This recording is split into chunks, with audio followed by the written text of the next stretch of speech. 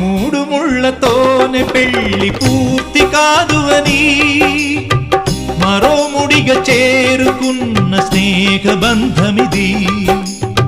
సప్తపదితో ఆగరాదు జీవితం అని అష్టపదిగా సాగమన్న ప్రేమ పదము ఇది.